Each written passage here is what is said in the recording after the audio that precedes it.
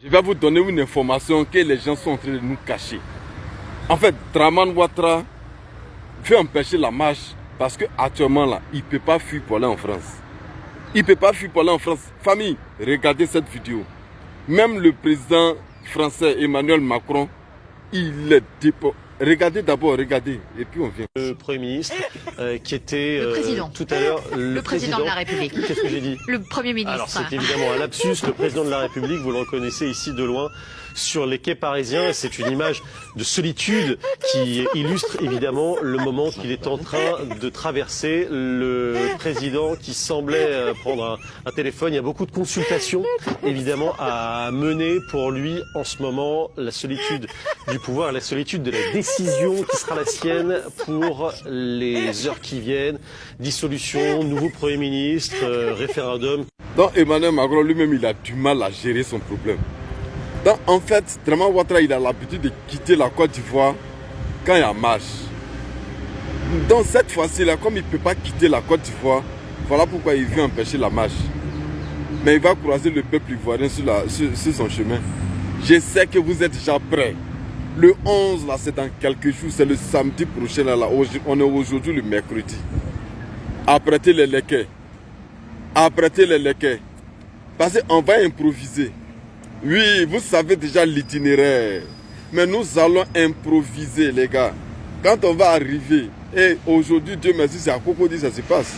Qu'est-ce qui prouve que ça ne va pas déborder pour aller au plateau?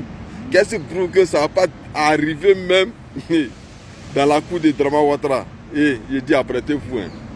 Le 11, c'est le dernier combat.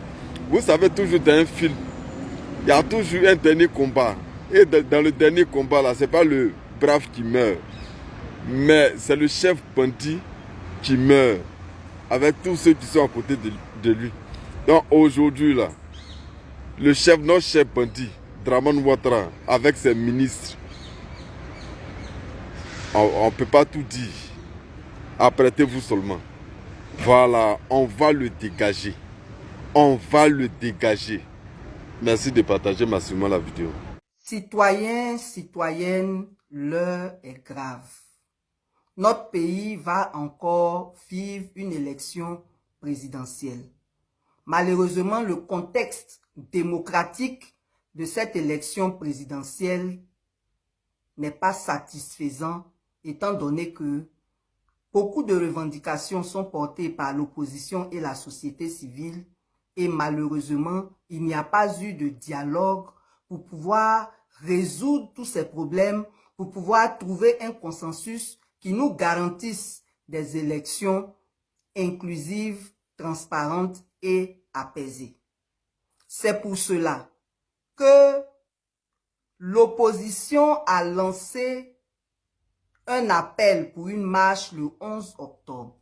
Cette marche, c'est pour demander le dialogue politique.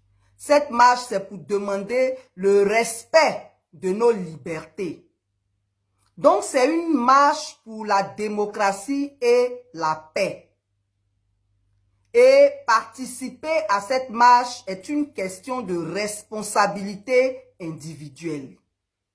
Notre Constitution, en son article 20, nous garantit la liberté de réunion, d'association et de manifestation pacifique. Il s'agit là d'une manifestation pacifique. Et si nous sommes dirigés par des démocrates, on ne devrait pas nous empêcher de marcher. C'est un moyen d'expression démocratique. Et c'est notre droit de revendiquer. Après, c'est eux qui décident. Mais c'est notre droit de revendiquer. Donc, on ne vous fasse pas croire que c'est un délit que de marcher. Le pays nous appelle. Le pays a besoin de paix. Le pays a besoin de stabilité. Le pays a besoin de démocratie. Et ce n'est pas le cas. Donc, si tu es d'accord avec la nécessité d'un dialogue politique, si tu es d'accord avec la nécessité de respecter nos libertés, de respecter nos droits, tu ne dois pas rester à la maison. Cette marche est la tienne, quelle que soit ton appartenance, Il ne s'agit pas ici de parti politique ou d'appartenance à une association quelconque. Il s'agit de la Côte d'Ivoire. Il s'agit du peuple ivoirien qui a le devoir de se lever pour revendiquer ce qui est bon, ce qui est important, ce qui est nécessaire pour que son pays aille bien. C'est une marche pour demander la paix. Quand on demande le dialogue politique là, c'est la paix qu'on demande. Il est nécessaire pour un pays qui a adopté la paix comme seconde religion que lorsqu'il y a des tensions, les principaux acteurs s'asseyent pour se parler, trouver un consensus pour garantir la paix. Malheureusement, les tenants du pouvoir rusent avec la paix. Et nous sommes à 17 jours d'une élection présidentielle importante sans qu'aucun consensus n'ait été trouvé pour garantir la paix. C'est pour cela que cette marche devrait être la marche de tous les citoyens, devrait être la marche de chaque citoyen. C'est une question de responsabilité individuelle face à l'histoire. Je parle au nom de la société civile engagée, ACI et Crétassi. Dans un contexte d'injustice, la neutralité n'est rien d'autre qu'une lâcheté et une complicité avec le bourreau. Donc, lève-toi. Après tes léquins, voilà pour moi. Voici mes léquins ici. Voilà.